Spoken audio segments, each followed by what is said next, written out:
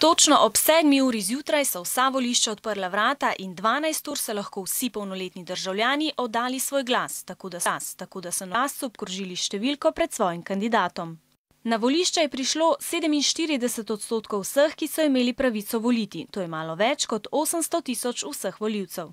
Bolj ko se je bližala volišča zaprli, bolj nestrpno so vsi predsedniški kandidati čakali na rezultate vzporednih volitev.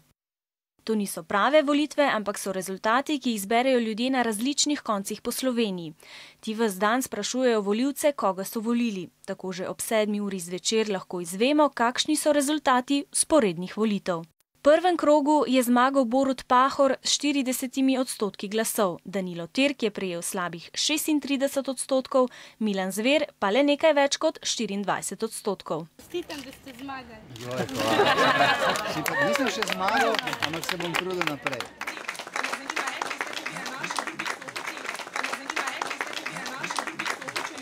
Ker nihče od kandidatov torej ni dobil več kot polovico vseh glasov, bomo volivci 2. decembra ponovno volili predsednika države. Danilo Türk in Borut Pahor, ki sta dobila največ glasov, se bosta pomerila v drugem krogu.